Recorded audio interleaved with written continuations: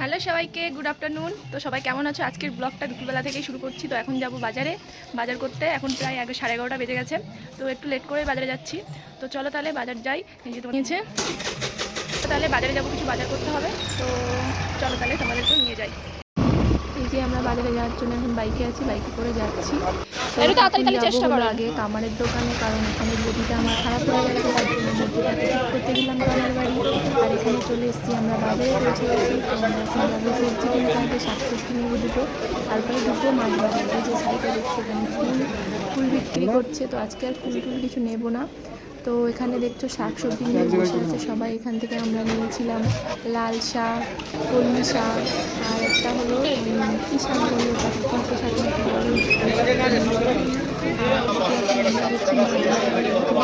এখন যখন মাছ বাজারে নিয়ে দেখছি সবজি 700 টাকা কোনটা ঢুকে গেছি। এই যে দেখছো এই বীজগুলো একটা 700 টাকা 800 টাকা ছিল, 1200 টাকা করে। আর এই সাইডে ওই সাইডে যে বীজগুলো দেখছো তো ভাবলাম একটা ইলিশ নিই, তারপরে ভাবলাম যে না থাক, একটা ইলিশের দাম 1100 টাকা পড়ে যাচ্ছে। ভাবলাম যে 1100 টাকা বাজার হয়ে গেছিলো, তার জন্য আর ইলিশ মাছ নিই। ওই জন্য কাতলা মাছ নিয়েছিলাম আর চিংড়ি মাছ নিয়েছিলাম। এই যে এদিকে এইগুলো দেখছো, এগুলো 700 টাকা করে বলছে। বাজার থেকে বেরিয়ে এসেছে, আমাদের বাজার দাম 100 টাকা করে বলছে। ইলিশ নিই, তো আমরা এখন বাজার থেকে বেরিয়ে গেছি। এই যে এখানে নেবো আর কিছু সবজি নেওয়ার ছিল। এখান থেকে নিয়েছিলাম কাঁচা লঙ্কা, চিংড়া, আর এখানে কিছু ফল নেবো, তো এখান থেকে পেয়ারা নিয়ে নিলাম। তো কি বাজার করে নিয়ে এসেছিলাম সেটাও তোমাদেরকে দেখাই। এখানে নিয়ে এসেছি আপেল, আর এখানে শসা, মৌসুমী লেবু, পেয়ারা আর আনারস। এগুলো হলো আজকের বাজার। আর এখানে নিয়ে এসেছি পটল, এখানে লাল শাক, আর এদিকে হলো কুলপো পাতা, এটাকে বলে কুলপো শাকই বলে, সঠিক বললাম কিনা সেটা বলবে। এটা হলো কুলপো শাক। তো এটা যাদের গায়ে রক্ত কম তারা এই শাকটা খেতে পারো সিদ্ধ করে, বা সকালে খালি পেটে কাঁচা এই পাতা কাঁচা খেতে পারো ব্রাশ করার পরে। তো 100% কাজ করে এটা। তো আর এখানে নিয়ে এসেছি দুয়াটি কলমি শাক, আর এখানে কাঁচা লঙ্কা, এখানে টমেটার যা দাম বন্ধুরা, টমেটো কেনার মতন, 100 টাকা কিলো টমেটো। আর এদিকে নিয়ে এসেছি চিচিঙ্গে, এটাকে তোমরা কে কি বলো জানি না, এক একজন এক এক রকম বলে, আমরা তো চিচিঙ্গেই বলি। আর এদিকে হলো একটা টক দই। আর এদিকে আমার বটিটাও খারাপ হয়ে গেছিলো, বটিটা এখান থেকে উঠে চলে গেছিলো, তো বটিটাও ঠিক করে নিয়ে এলাম, নতুন ধার দিয়ে নিয়ে এসেছি, দেখো এখন প্রচণ্ড ধার বটিতে। আর এদিকে মাছ নিয়ে এসেছি, চিংড়ে মাছ, আর এখানে তোমার হলো কাতলা মাছ। তো চিংড়ি মাছটা হলো তোমার রান্না করব কচুর লতি দিয়ে, বলেছিলাম কচুর লতি দিয়ে রান্না করবো, তো তার জন্য চিংড়ি মাছ নিয়ে এসেছি। তো চলো তাহলে এগুলো গুছিয়ে ফেলি, ফ্রিজে ঢুকিয়ে ফেলি যেগুলো ফ্রিজে ঢুকানোর মতন, আর তারপরে বাদ বাকি যেগুলো রান্না করবো সেটা তোমাদের সাথে শেয়ার।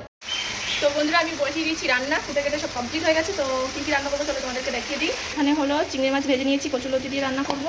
আর এদিকে কাতলা মাছটা ভেজে রেখেছি অল্প অল্প করে। আর এদিকে তোমার কচুরলতি ভাজতে বসিয়ে দিয়েছি। তো এখানে আমি মশলা করার জন্য কাঁচা পাকা লঙ্কা নিয়েছি, 4-5 দানা রসুন, আর অল্প কটা সর্ষে। তো এটাকে আমি পেস্ট করে নেবো। তো কচুরলতিগুলো এখানে সুন্দর করে ভাজা ভাজা করে নিয়েছি।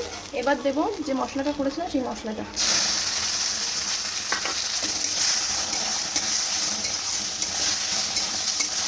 ভালো করে মশলাটার সাথে ভালো করে মিশিয়ে নিতে হবে। মশলা দিয়ে একটু জল,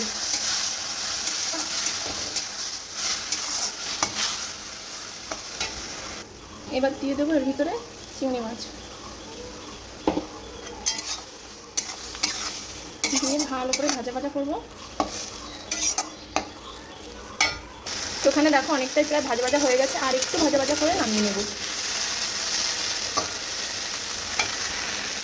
এখানে আমার কচুরলতি হয়ে গেছে কমপ্লিট, এবার এটাকে নামিয়ে নেব। এখানে আমি বসিয়ে দিয়েছি কলমি শাক এবং হলুদ আর কাঁচা লঙ্কা দিয়ে, এটাকে প্রথমে ভাপ দিয়ে নেব। এবার ঢাকা দিয়ে দেবো একটা।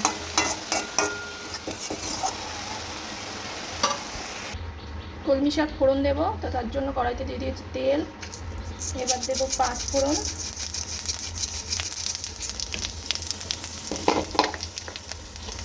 শুকনো লঙ্কা আর রসুন। এগুলো ভালো করে ভাজা ভাজা করে নেব। তারপরে দিয়ে দেবো শাকটা। এবার একটু ভাজা ভাজা করে নামিয়ে নেব। নামানোর আগে একটু মিষ্টি দেবো, চাইলে কেউ নাও দিতে পারে, যারা মিষ্টি পছন্দ করে না খাবারে, তো চাইলে নাও দিতে পারে। আর একটু ভাজা ভাজা করে নামিয়ে নেব। ডাল ফোড়ন দেবো, তার জন্য 5 ফোড়ন আর একটু পেঁয়াজ।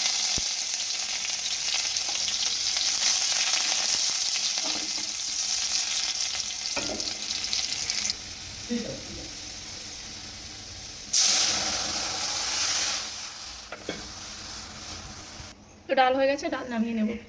তেল গরম হয়ে গেছে, করবো মাছের ঝোল। তো জিরে ফোড়ন,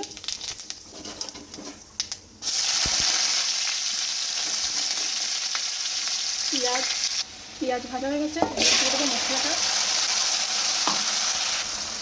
নুন ও হলুদ। তো মশলা আমার খুব সুন্দরভাবে হয়ে গেছে, এবার দিয়ে দেবো টক দই।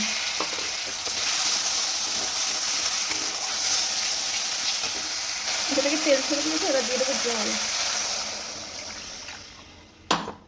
ঝোল ফুটে গেছে, এবার দিয়ে দেবো মাছ। তো এখানে মাছের ঝোল ফুটছে, দেখছো, মাছের ঝোলটা ফুটুক। তো মাম্মাম ভীষণ বিরক্ত করছে আনারস কেটে দেওয়ার জন্য। আনারস নিয়ে এসেছিলাম বাজার থেকে, তো সেটাই এখন আমি কাটবো। তো এই যে কাটতে বসে গেছি আনারসটা। আর দেখছো আনারসের যে চোখগুলো, এগুলোকে আনারসের চোখ বলে। তো এগুলোকে ভালো করে ফেলে দিতে হয়, নাহলে খাওয়ার পরে না গাল চুলকো এগুলো থাকলে। তো এখানে আমি আনারস কাটতে বসে গেছি, সুন্দর করে আনারসটা কেটে দিচ্ছি ভালো করে। আর বাড়িতে বাচ্চা কাচ্চা থাকলে তো এগুলোই হবেই না। তো এখানে আমি আবার এক টুকরো আনারস কাটার পরে খেয়ে দেখলাম যে না, মিষ্টি আছে আনারস। তো আমি আবার বলছিলাম হ্যাঁ মিষ্টি আছে। তো এখানে দেখছো মাছের ঝোলটা ফুটছিল। তো মাছের ঝোল এখানে কমপ্লিট হয়ে গেছে, নামিয়ে নিয়েছি। আর আজকে কী কী রান্না হয়েছে সেটা তোমাদেরকে দেখিয়ে দিই। কলমি শাক ভাজা, কচুরলতি দিয়ে চিংড়ি মাছ, পাতলা করে মুসুরের ডাল, আর হয়েছে মাছের ঝোল টক দই দিয়ে অল্প করে হালকা পাতলা করে করেছি। আর এদিকে তোমার হলো আমি খেতে দিয়ে দিয়েছি, বেলা হয়ে গেছে। তো দেখলে তোমাদের খেতে বসে গেছে তোমাদের দাদাভাই, মাম্মামেরও খাওয়া হয়ে গেছে, আমারও খাওয়া হয়ে গেছে। যদি ভিডিওটা ভালো লাগে তাহলে একটা লাইক করে দিও, কমেন্ট করে দিও, শেয়ার করে দিও। যারা ফেসবুক থেকে দেখছো তারা প্লিজ চ্যানেলটাকে ফলো করে দিও। আর যারা ইউটিউব থেকে দেখছো তারা প্লিজ সাবস্ক্রাইব করে দিও চ্যানেলটাকে। আর ভালো লাগলে অবশ্যই একটা কমেন্ট করে আমাকে জানিও কেমন লাগলো ভিডিও। আর যদি কোথাও ভুল হয়ে থাকে সেটাও আমাকে কমেন্ট করে জানাবো। নেক্সট টাইম চেষ্টা করব সেখান থেকে শুধরানোর। আর আমি আমার 100% দিয়ে চেষ্টা করছি সুন্দর করে ভিডিও করার। তার মধ্যে দিয়েও কিছু যদি ভুল ত্রুটি হয়ে যায় তোমরা আমাকে কমেন্ট করে জানিও, চেষ্টা করব সেখান থেকে ঠিক করার। তো যদি ভালো লাগে প্লিজ সাপোর্ট করো, তোমাদের সাপোর্ট ছাড়া আমি অসম্পূর্ণ। তোমাকে অনেক অনেক ভালোবাসা দাও, এটাই তোমাদের কাছে একটাই রিকোয়েস্ট। তো সবাই ভালো থাকবে, সুস্থ থাকবে, সুন্দর থাকবে। দেখা হবে তোমাদের সাথে নতুন একটি ব্লগে। তো ততক্ষণের জন্য সবাইকে